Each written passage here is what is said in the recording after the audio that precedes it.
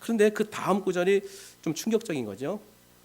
그가 모든 것을 버리고 일어나서 따르니라. 여러분, 이 말씀에 마음에 아멘하고 순종되시는 분이 있으십니까? 나도 이럴 수 있습니다 라고 혹시 마음속으로 이렇게 손들고 기쁨으로 나갈 수 있는 분이 계십니까? 하나님이 특별한 은혜를 주신 거예요. 그런데 여기서 이게 쉽지 않습니다. 그래서 우리는 보통 27절 읽은 다음에 29절로 가요. 28절은 그냥 빨리 없어졌으면 좋겠어요. 버릴 게 너무 이렇게 아까운 것들이 많을 수 있기 때문에 그가 모든 것을 버리고 일어나 따르니라. 그런데 예수님의 제자들은 다 이렇게 불렀을 때 이런 식으로 따랐다니까요. 그래서 마태복음 보면은 베드로와 안드레, 야고보와 요한이 형제들입니다. 베드로, 안드레 형제, 그 다음에 야고보, 요한 형제. 첫 제자 4명인데 어떻게 부르는지 제가 알려드릴게요. 마태복음 4장 18절 보니까 갈릴리 해변에 다니시다가 두 형제, 곧 베드로라는 시몬과 그 형제 안드레가 바다에 금을 던지는 걸 보셨어요. 금을 던지는 거. 그들은 어부라, 중심을 보신 거죠. 말씀하시되 나를 따라오라, 내가 너희를 사람을 낚는 어부가 되게 하리라 하시니 그들이 곧 그물을 버려두고 예수를 따르니라. 시간적인 간격이 있을까 없을까 굉장히 고민하고 그 다음에 생각하고 합리적인 도출을 내고 그리고 타당하기 때문에 간 것인가, 아니면 그냥 간 것인가. 그 다음 구절을 보면 알 수 있어요. 그물을 버려두고 갔어요. 따라오라고 하니까. 거기서 더 가시다가 다른 두 형제, 곧 세베대의 아들 야고보와 그 형제 요한이 그의 아버지 세베대와 함께 배에서 금을 깁는 것을 보시고 부르시니, 그러니까 베드로와 안드레는요, 어찌 보면 약간 가난했던 것 같아. 그물밖에 없으니까. 아마 그 임대 내지 아니면은 뭐 그 밑에 들어간 직원 정도 되겠죠. 그런데 야고보와 요한은 배가 있었어요. 아버지의 배가 이름이 나오지 않습니까? 그 부르셨어요. 불렀을 때 그의 형제 요한이 그의 아버지 세베대와 함께 배에서 금을 깁는 것을 보시고 부르시니 또 보셨어요. 그들이 곧 배와 아버지를 버려두고 예수를 따르니라. 이게 이성적인 생각으로 한 것인가, 뭔가를 보고 가신 건가.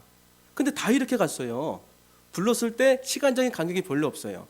그러니까 베드로, 안드레에서 보시고서 나를 따르라, 내가 사람을 낚는 어부가 되게 하리라.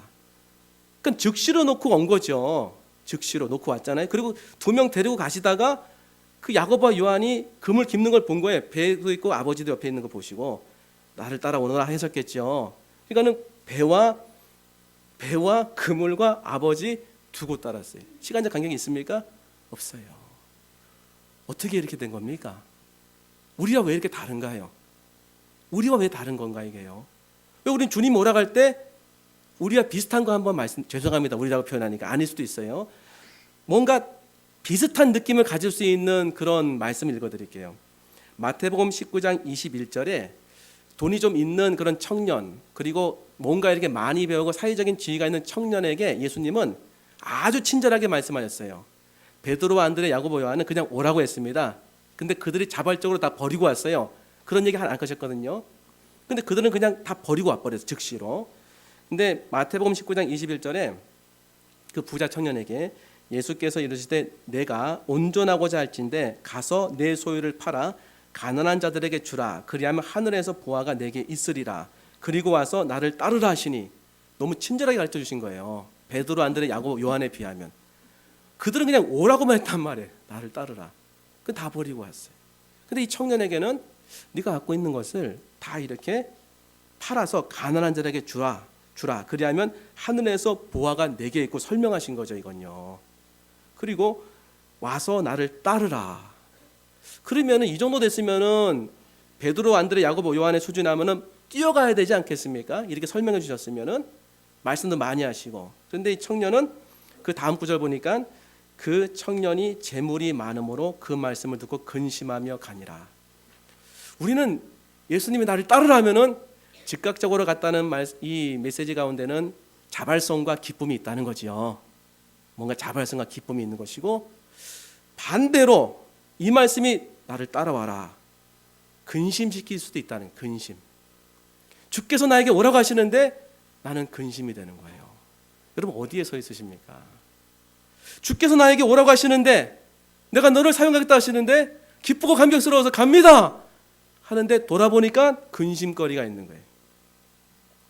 이렇게 다 버린 사람에게 어떤 약속을 예수님이 주셨냐면, 예수께서 이르시되 내가 진실로 너에게 이르노니 세상이 새롭게 되어 인자가 자기 영광의 보좌에 앉을 때에, 예수님이 오시는 거죠.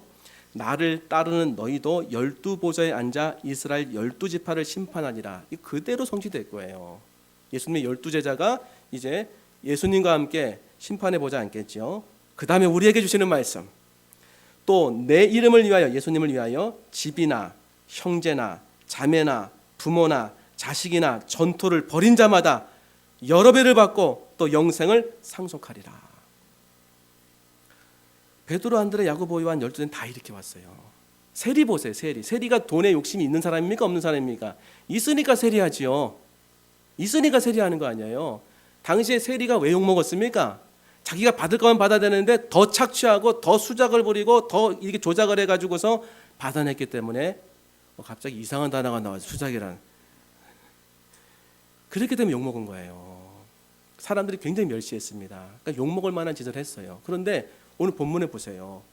나를 따르라 했는데 세관에서 그냥 일어나서 간 거예요. 이게 좀 뭔가 이렇게 그 안에 이 메시지가 있다고 느껴지지 않습니까? 뭘 보고 가셨을까? 뭘 보고 간 건가? 뭐에 이끌린 것인가? 빌립보서 3장 7절부터 보니까 사도 바울의 신앙 고백이 나타나요.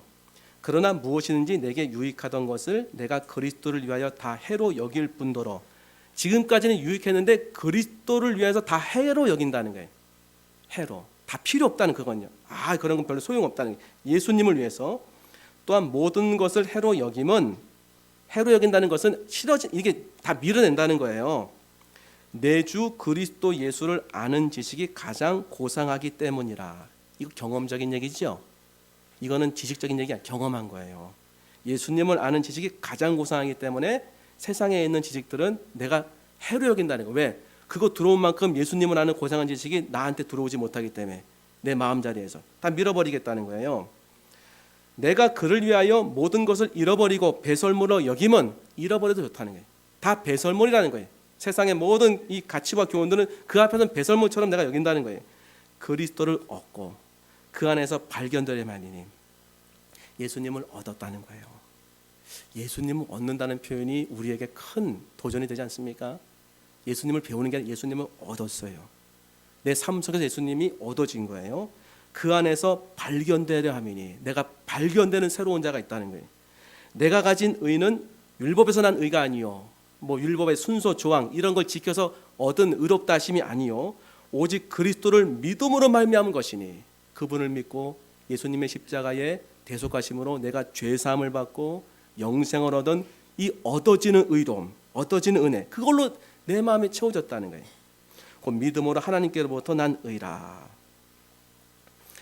주님께서, 예수님께서 부르셨을 때에 근심하며 가는 사람과 기쁘며 일어나 가지고 그 자기가 놓은 것도 모르는 사이에 간 사람의 차이는 뭘까요? 예수님의 모습을 발견한 거예요. 예수님의 한 부분을 발견한 거예요. 사람이 보여진 게 아니라 예수님이 보여진 게 뭔가요? 다른 부분이 보여진 겁니다. 여러분, 제가 이제 목회자의 길을 가는데 제 아내가 저를 사랑할까요, 안 사랑할까요? 모르시는군요. 사랑합니다. 그러면은 본인은 사모 되려고 처음부터 생각했을까 안 했을까요? 안 했습니다. 근데 제가 어느 날 갑자기 이렇게 교제하다가 신학교에 지원하니까는 당연히 어떻게 되겠습니까? 신학교 지원해서 이제 신학의 길을 가니까는 그 다음부터는 이제 사모의 길로 갈 수밖에 없는 상황이 된 거예요. 그래도 왔습니다. 왜? 제가 좋으니까. 다른 게 안 보이는 거예요. 이상합니다. 보니까 제가 좋으니까 다른 게 안 보이는 거예요. 제가 좋으니까. 여러분, 이게 예수님을 따르는 겁니다. 예수님의 귀한 것이 발견되는 거예요. 예수님의 그 놀라운 면이 나를 강타하기 시작한 거예요. 바로 저분이다. 바로 저분에게 내 인생을 걸 수 있다. 바로 저분을 내가 얻고 싶다. 바로 저분이다. 베드로, 안드레, 야고보, 요한은 이걸 발견한 거고, 그 부자 청년은 돈이 보인 거예요. 돈이. 바로 이 돈이다. 못 간 거예요. 여러분 가운데 오늘 분명히 예수님께서 여러분의 심장을 이렇게 치시는 분이 계실 거예요. 다 버리고 올 수 있느냐?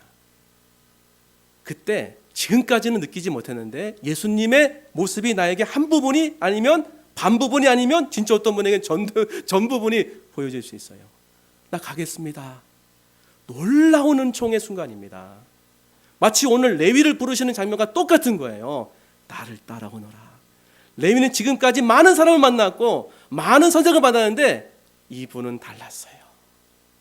이분의 얼굴을 보는 순간 바로 저분이다.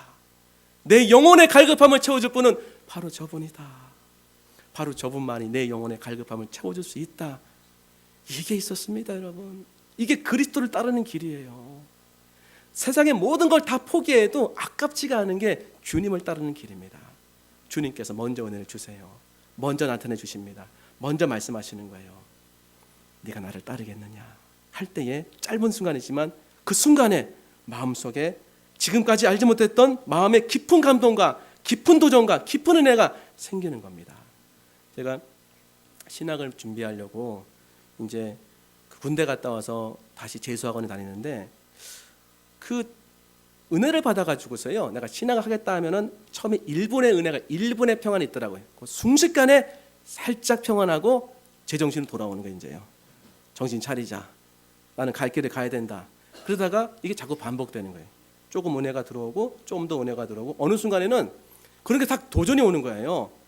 내가 내 인생을 맡긴들 무슨 손해인가? 내가 한 번은 맡기는 인생인데 진리의 삶을 살고 정말 예수님이 누구인지 알고 싶다. 그리고 이 길이 참된 길이라 한다면 못 갈 것이 무엇이 있냐? 내가 좀 부족하게 먹고 모자르게 산다 하더라도 내 마음의 기쁨이 채워진다 한다면 얼마나 좋으랴? 이게 처음에 한 10% 이런 게 들어와서 지금에 그렇지만요. 그런 마음으로 갔어요. 가니까 하나님께서 은혜들이 나타나도록 인도해 주시더라고요. 사랑하는 성도 여러분, 결단의 기쁨 아십니까? 이성적 동의가 아니에요. 합리적인 합의점 아닙니다. 절대 못 갑니다. 그러면요. 주님을 만나는 거예요. 주님을. 예배의 감격은 뭐냐면 주님을 내가 보는 겁니다. 주님을 내가 어느 한순간에 딱 그 임재 가운데 하나님의 은혜가 내 안에 들어오는 거예요. 저분에게 제가 맡기겠습니다. 제 인생을 드리겠습니다. 제 인생은 주님 앞에 항복합니다. 제가 주님을 위해 살겠습니다. 뭐 많이 알려진 예화일 겁니다. 제롬 하인츠라는 미국의 오페라 가수가 있었는데 피나는 노력과 연습으로 드디어 이제 오페라 가수가 됐습니다. 근데 마음이 허전한 거예요. 텔레비전 이렇게 돌리다가 허전함이 이렇게 있다가 빌리 그레이엄 목사님이 이렇게 하는 전도 설교 시간에 그 찬양을 누가 하는데 베버리 쉐아라는 그런 분이 찬양을 하는 거예요. 주 예수보다도 귀한 것은 없네. 그 순간 이 사람이 듣다가 제롬 하인츠가 듣다가 마음에 깊은 감동이 됐습니다. 말을 적었다. 내가 예수님을 내 마음으로 채워야지 내 인생의 갈급함과 갈증이 해결되는 거 아닌가? 왜 내가 세상에 그런 욕심을 이렇게 두었는가? 나도 하나님의 거룩한 도구가 되리라. 나도 하나님의 영광을 위해 살리라. 결단하고 못 나갔어요. 세상에서 10년을 살았습니다. 어느 날 진짜 피나는 그런 연습 가운데 그렇게 소원했던 오페라의 주인공이 돼가지고 영광의 자리에 서게 됐습니다. 계약해가지고 이제 연습을 하는데 대본을 받고 연습하는데 주인공이 춤을 추는데 춤을 추다가 옷을 벗는 거예요. 거의 뭐 나처나 진비 없는 모습으로 춤을 춰야 되는 상황이 이렇게 펼쳐졌고 노랫말을 보니까 대본에 상당히 많은 부분은 입에 담을 수도 없는 욕설이 포함되어 있는 거예요. 이건 신앙의 양심상 도저히 걸려가지고 제작진에게 항의를 했습니다. 이런 건 나 못하겠습니다 하니까 제작진은 현대인에게 어필하려면 이 정도는 해야 됩니다. 요구사항 들을 수 없습니다. 계약 파기하고 위약금 물고서 큰 손해 봤어요. 계약 파기하고 위약금 물고 오페라 가수직을 미련 없이 버리고 사표를 냈을 때에 자신은 너무 기뻤다는 거예요. 하늘의 은혜가 자기 마음에 임해가지고 너무너무 기뻐가지고 말로 표현을 못했다는 거예요. 사표 냈는데. 그리고 그때 들었던 10년 전에 들었던 그 찬양을 불렀다는 거예요. 길을 가면서. 주 예수보다도 귀한 것은 없네. 사랑하는 성도 여러분, 오늘 우리에게도 이런 기쁨을 주님이 주길 원하시지 않습니까? 우리의 삶의 목적은 무엇입니까? 2015년도 똑같이 사실 것입니까? 우리의 삶의 목적을 어디로 둬야 되겠습니까? 한 번뿐인 인생입니다. 주님은 지금 놀라운 은혜를 주시기 위해서 부르시는 거예요. 우리를 망하는 길로 인도하시는 것이 아니라 가장 복된 길로, 가장 영광스러운 길로, 가장 하늘의 신령 은혜를 맛보는 길로 부르시는 것입니다. 모든 것을 포기하고 버려도 아깝지 않은 그 길로 나를 부르시는 거예요. 그 부르심에 응답하는 사람이 분명 오늘 있을 것입니다. 다 버리고 주님께로 오십시오. 주님께서 손해보게 하지 않으십니다. 주님의 은혜가 여러분에게 있을 줄 믿습니다. 우리 둘째 한번 읽어보겠습니다. 시작. 사람에 대한 새로운 가치에 눈을 뜨는 것입니다. 이렇게 제자가 돼서 너무 기뻐서 레위가 잔치를 벌였습니다. 잔치를 벌였는데 그 레위는 세리였기 때문에 자기 동료들이 전부 다 세리 아니겠습니까? 그러는 부류가 다 그런 부류가 다 죄인 세리, 제일 천대시하고 제일 싫어하는 사람이 모였는데 30절 보니까 29절 레위가 예수를 위하여 자기 집에서 큰 잔치를 하니 세리와 다른 사람들이 많이 함께 앉아 있는지라. 앉아서 뭐 하겠습니까? 식사하는 거예요. 식탁의 교제. 바리새인과 그들의 서기관들이 그 제자들을 비방하여 이르되 너희가 어찌하여 세리와 죄인과 함께 먹고 마시느냐. 이 관점에서 보면 당연한 거죠. 왜냐하면 세리와 죄인과 함께 식탁의 교제를 난다는 것은 우상의 제물을 먹지 말라는 분명한 모세의 율법이 있었어요. 그리고 부정한 식물이 부정한 동물이 분명히 있었습니다. 그 우상의 제물들과 부정한 동물 그 먹을 것들이 죄인들의 식탁과 이방인의 식탁이 얼마나 많이 있겠어요. 출처를 알 수 없는 거. 다 출처를 따지고 먹었거든요. 그리 당연히 안 먹는 겁니다. 왜 너희들은 그런 걸 먹느냐 하고 비방하는 거죠. 그 당시의 분위기는 딱 맞는 거예요. 그 당시의 분위기와 반대되는 쪽으로 간 거예요. 지금요. 모든 사람이 음식을 가려 먹고 유대인들은 모든 사람이 정결하게 이제 살려고 이렇게 거룩함으로 구별하는데 예수와 제자들만 반대로 가는 거예요. 그러면서 하나님 섬긴다고 얘기하는 겁니다. 모든 사람이 금식하는데 이들은 금식도 안 하고 먹고 마시는 거예요. 그러니까 너무 이상한 그런 삶을 사는 거예요. 오늘 예수님께서 이렇게 비방하는 사람들에 대해서 바리새인과 세리에 대해서 말씀하셨어요. 왜 뭐가 잘못됐는지, 왜 저들은 죄인과 세리, 당신들의 제자들은 죄인과 세리와 밥을 먹습니까? 이 얘기는 이렇게 제가 풀어드릴게요. 누가복음 18장 보면은 바리새인과 세리의 기도가 나타나는데 거기서 정확하게 바리새인이 갖고 있던 생각을 이제 우리가 알 수 있어요. 또 자기를 의롭다 믿고 다른 사람을 멸시하는 자들에게 이 비유로 말씀하시되, 비유의 교훈은 뭐냐면 자기가 자기를 의롭다 믿고 의로운지 안 의로운지는 모르는 거예요. 자기가 믿은 거예요. 다른 사람을 멸시하는 사람에게 말씀하신 거예요. 두 사람이 기도하러 성전에 올라가니 하나는 바리새인이요 하나는 세리라. 바리새인은 서로 따로 기도하여 이르되 하나님이여 나는 다른 사람들 곧 토색, 불의, 간음하는 자들과 같지 아니하고 저 세리와 같지 아니하면 감사드리니라. 세리와 같지 아니하면 감사나이다. 선을 쫙 긋고 저렇게 살지 않은 거 감사합니다. 그런 거예요. 선을 쫙 긋고, 그리고 나는 일에 2번씩 금식하고 또 소득의 11조를 드리나이다. 이걸 어떻게 주님께서는 그 말씀하셨냐면 자기를 의롭다고 다른 사람을 멸시하는 자라고 했어요. 지금 어떻게 기도하고 있습니까? 선을 딱 꺼놓고 저렇게 안 산 거 감사합니다. 멸시하는 마음이 있다는 거예요. 그리고 자기를 높이고 스스로 의롭다라고 믿고 앉아 있다는 거예요. 겉과 속이 다르다는 거예요. 주님은 중심을 보시죠. 겉으로는 규칙에 철저함이 있을지 모르지만, 겉으로는 종교성에 대단한 열심이 있을지 모르지만 속은 반대의 악감정을 풀고 진짜 율법의 정신이 사랑으로 되는 것인데, 사랑을 위해서 율법을 주시고 사랑의 완성이 율법인데 그 율법의 정신을 잊어버렸다는 거예요. 겉은 화려하고 속은 비어있고, 겉은 의롭고 속은 더럽고, 이건 뭡니까? 외식. 그런데 세리는 멀리 서서 감히 눈을 들어 하늘을 쳐다보지도 못하고 다만 가슴을 치며 이르되 하나님이여 불쌍히 여기소서 나는 죄인으로소이다 하였느니라. 내가 너희에게 이르노니 이에 저 바리새인이 아니고 이 사람이 의롭다 하심을 받고 그의 집으로 내려갔느니라. 무릇 자기를 높이는 자는 낮아지고 자기를 낮추는 자는 높아지리라 하시니라. 세리는 자기가 죄인이라고 고백했어요. 죄인이니까. 그런데 여기에서 한 가지 배울 게 있습니다. 죄를 지은 사람이 죄인이라고 고백하는 것은 잘하는 거예요. 겉과 속이 똑같기 때문에. 죄를 지었는데 죄를 안 지었다고 바리새인처럼 자기를 의롭다고 믿고 다른 사람을 죄인처럼 멸시하는 그 사람이 하나님 앞에서는 의로움 받지 못하는 외식하는 사람들이라는 것입니다. 오늘 이 바리새인의 시각이 있었어요. 바리새인의 시각. 금을 쫙 꺼놓고 너와 나는 다르다. 너희 아파트와 우리 아파트는 다르다. 네 차와 내 차는 다르다. 너의 자리와 내 자리는 다르다. 너와 나는 다르다. 다릅니까? 벽을 다 세우는 거예요. 예수님 어떻게 했습니까? 세리와 죄인의 친구다. 오늘 너무 유명한 말씀 아닙니까? 암송구절이죠. 왜 같이 밥 먹습니까? 하니까는 건강한 자에게는 의원이 쓸데없고 병든 자에게라야 쓸데있느니라.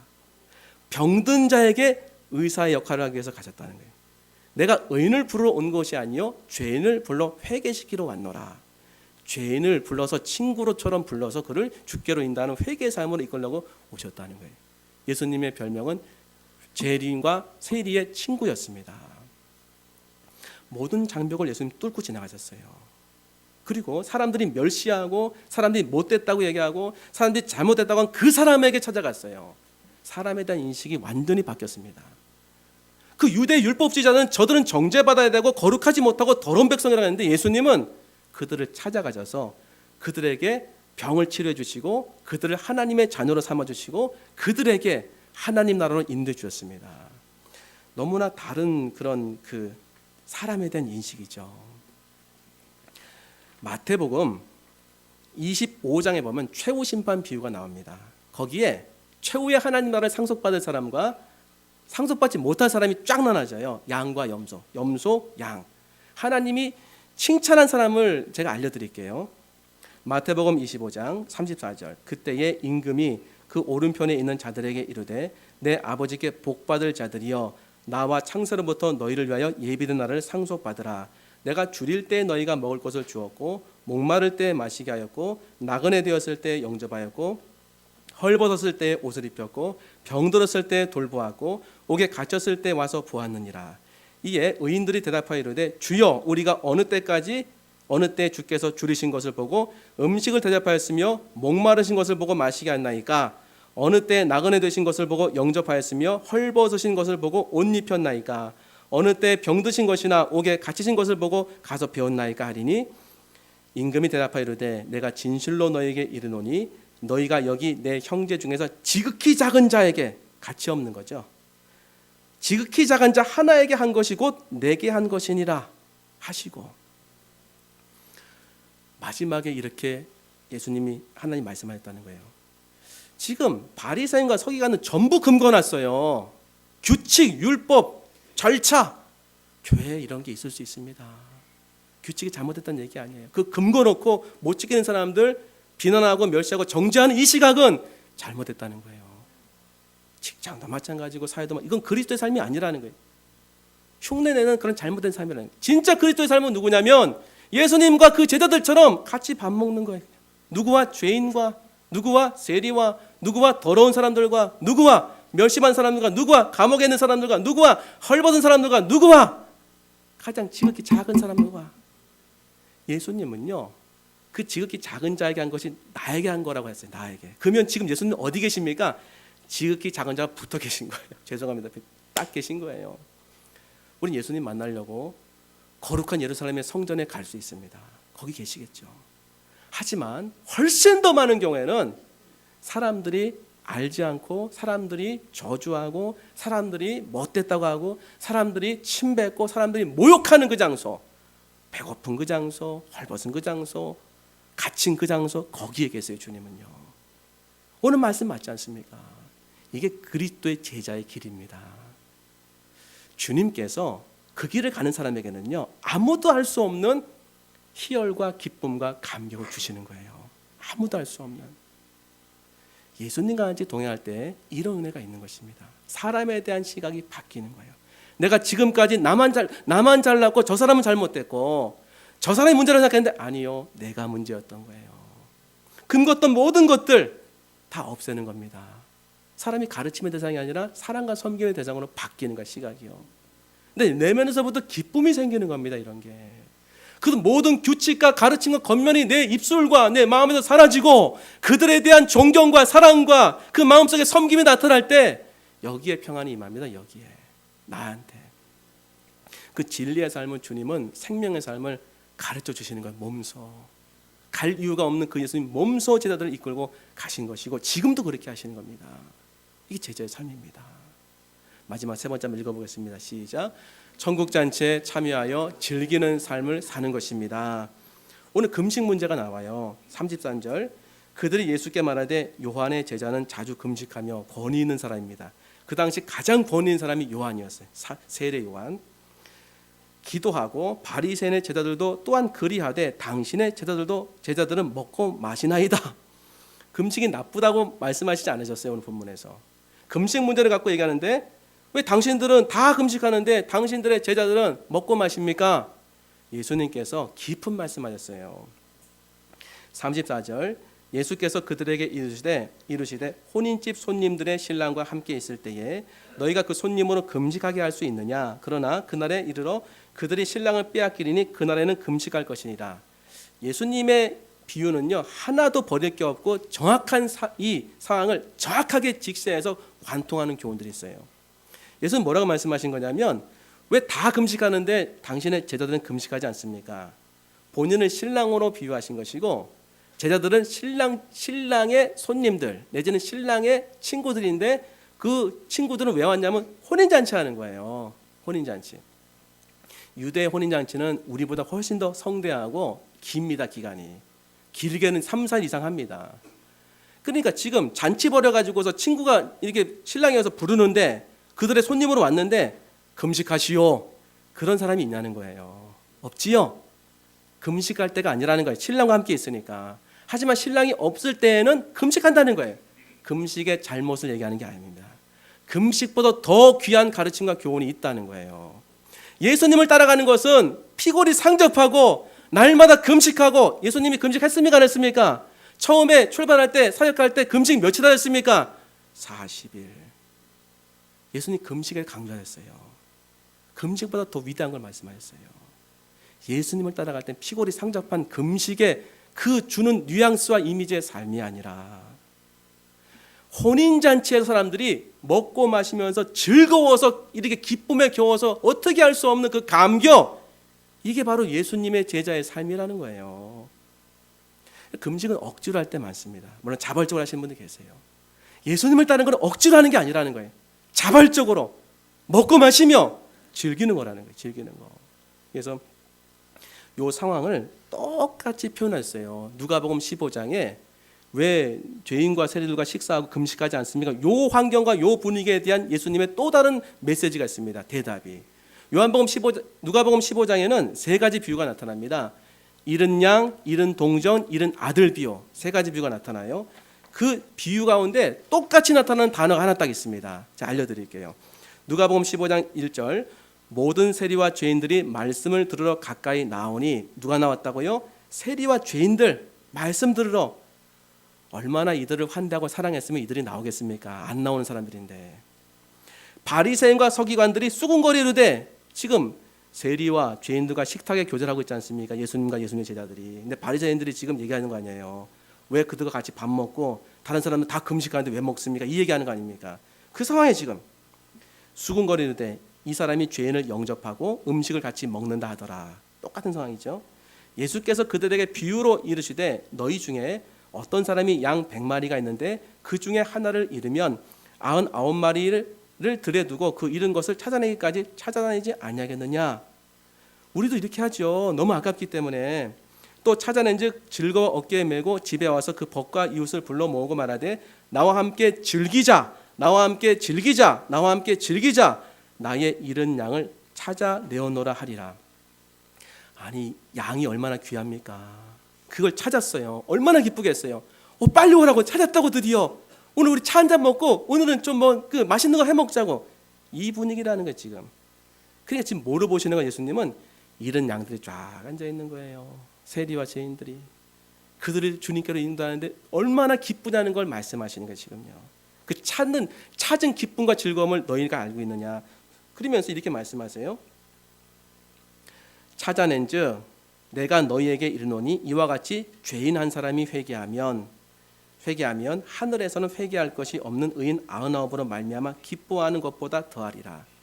그 잃어버린 양, 죄인, 집 떠난 죄인, 잃어버린 죄인, 하나님의 자녀, 그가 다시 돌아왔을 때 얼마나 기쁜지 하늘에서 잔치가 벌어진다는 거예요. 그러면서 또 두 번째 이제 비유, 어떤 여자가 10드라크마가 있는데 동전 10개 하나를 잃으면 등불을 켜고 집을 쓸며 찾아내기까지 부지런히 찾지 아니하겠느냐. 당연하죠. 돈인데. 또 찾아낸 즉 벗과 이웃을 불러 모으고 말하되 나와 함께 즐기자. 잃은 드라크마를 찾아내었노라 하리라. 내가 너에게 이르노니 이와 같이 죄인 한 사람이 회개하면 하나님의 사자들 앞에 기쁨이 되니라. 지금 바리새인과 서기관은 금 짝고 오지도 말고 가지도 마라. 너희들은 잘못됐다. 이거밖에 없어요. 거기에 무슨 기쁨이 있습니까? 정죄만 있죠. 예수님은 그들과 함께 하시는 이유가 뭐냐면 저들은 죄인이 아니라 하나님의 자녀라는 거예요. 잃어버린 자녀. 그래서 그들을 불러서 지금 하나님의 자녀로 이끌고 그들과 함께 식탁에 교제하는 것은 바로 하나님의 잔치상으로 그들을 이끄는 거라는 것입니다. 이게 얼마나 기쁜 일인가를 알려주는 거예요.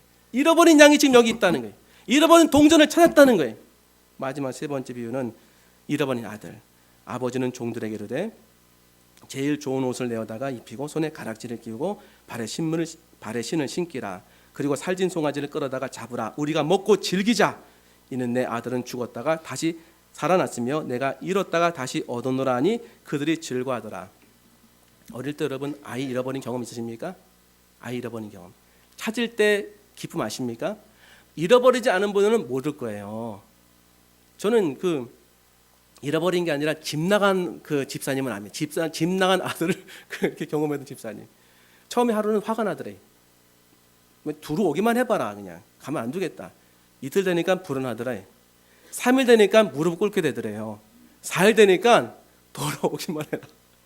5일째가 만난 것 같아요. 일주일. 엉엉 울었다는 거 너무 고마워서. 이겁니다, 여러분. 지금 예수님은 그 시각을 갖고 있는 거예요. 지금 얼마나 기쁜지 아느냐. 하나님이 얼마나 기뻐하고 그 천사들이 얼마나 기뻐하고. 예수님을 따른다는 것은요, 이와 같은 기쁨의 즐거움으로 가득 채워지는 인생이 된다는 거예요. 금긋고 정죄하고 이런 게 아니라 너무나 기뻐서 세계 동일하게 나타나는 그 구절이 뭔지 아십니까? 즐거워, 즐거워, 즐거워, 즐거워, 즐기자, 즐기자, 즐기자, 즐기자. 이 즐긴다는 것이 뭐 오디션 프로그램 같은 거 보니까 이런 거 얘기 많이 하더라고요. 뭐 즐기세요 노래하는데, 근데 얼굴을 보니까 안 즐겨요. 실제로 즐기면서 노래 부르는 그 자매나 청년이 나중에 우승하는 것 같더라고요. 공부는 즐기면서 하는 애가 상당히 뛰어나요. 일도 즐기면서 하는 사람이 나중에 보니까 리더가 되더라고요. 교회도 즐기면서 하는 그분에게 성령의 역사가 임하고 사람들이 따릅니다. 즐기면서 하는 게 가장 큰 복 중에 하나입니다, 여러분. 즐김이 내 가운데 있는 거, 누림이 내 가운데 있는 거. 나는 그러면 지금은 억지로 할 수 있어. 인생을요, 억지로 직장 다니고, 억지로 인생을 살고, 억지로 일어나고, 오늘도 억지로 교회 오고, 억지로 성경 보고, 억지로 예배드리고, 억지로 하는 게 아닙니다. 주님은 억지로 하지 못하도록 은혜를 부어주시는 거예요. 영혼의 살아남과 영혼을 찾음과 그 영혼이 변화되는 것과 그 영혼이 하나님께로 가는 것과 그 영혼을 통해 나타나는 너무나 많은 생명의 은혜들이, 너무나 많은 천국의 기쁨들이, 너무나 많은 구원의 감격들이 강타하는 삶입니다, 여러분. 이게 제자의 삶이에요. 다른 거 어떤 것도 바꿀 수가 없는 거, 어떤 것도. 마치 아이들의 그 입에 밥이 들어가면 기쁘다고 한다면서요. 이거가 상상할 수가 없는 거예요. 그 영혼이 구원을 받고, 그 영혼이 변화되고, 그 영혼이 불행에서 벗어나 행복으로 가고, 그 영혼이 세상과 붙잡다가 하나님 붙잡게 되고, 그 영혼이 세상의 가치관에 중독돼 있다가 벗어나서 자유하고 해방으로 예수 그리스도를 구주로 고백하고 예배드릴 때 다른 거 필요 없습니다. 그럼 이 길을 놔두고 무슨 길을 가겠습니까? 이 길을 내가 놔두고 어떤 길에 내가 마음을 두겠습니까? 지금 주님은 그걸 말씀하시는 거예요. 금식도 귀한 것이지만 금식을 뛰어넘어서 하나님의 즐거움과 그 천국의 감격이 강타하는 그 삶, 모든 것보다도 다 포기해도 아깝지가 않은 그 삶, 그 삶으로 인도해 주신다는 거예요. 우리의 소망은 뭡니까? 우리의 소원은 통일이십니까? 우리의 소원은 뭡니까, 여러분? 내 영혼의 감격입니다. 내 영혼의 하나님 임재입니다. 우리가 다윗을 그토록 사모하면서 본받고 싶은 게 뭡니까? 하나님의 임재 예배.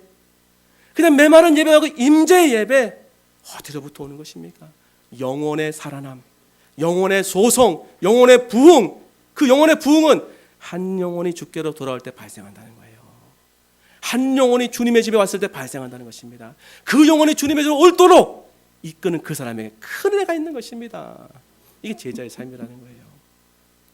말씀은 정리하겠습니다. 우리가 어느 한 부분에서는 예수님을 이렇게 만나고 발견되어지고 그분이 내 앞에 오는 순간이 있어요. 그 순간 절대 놓치지 마십시오.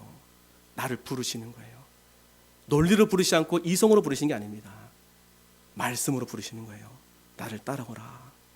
그때에 부자 청년처럼 근심하거나 돌아보지 마시기 바랍니다. 즉시로 가는 거예요. 그냥 내려놓고 가세요. 그냥 내려놓고 가세요. 주님이 다 책임지십니다. 그냥 내려놓고 오시면 되는 것입니다. 그리고 예수님과 함께 가보세요. 비록 냄새나고 또 상처받은 사람이 있고 그리고 어려운 그런 험악한 사람 만날지 모르지만 그 사람들이 그 얼굴의 험악한 사자 인생에서 어린 양의 얼굴로 바뀌는 그 감격을 최현장에서 경험하게 되실 것입니다. 그것이 내 인생에 의미를 주고 내 인생에 행복을 주고 내 인생의 삶의 목적을 알게 하고 그리고 이 땅에 살지만 하늘나라를 발견하고 천국의 시민이 되는 감격을 경험하게 하실 것입니다. 오늘 이 은혜가 저와 여러분의 삶 가운데 나타나기 소망합니다. 기도하겠습니다.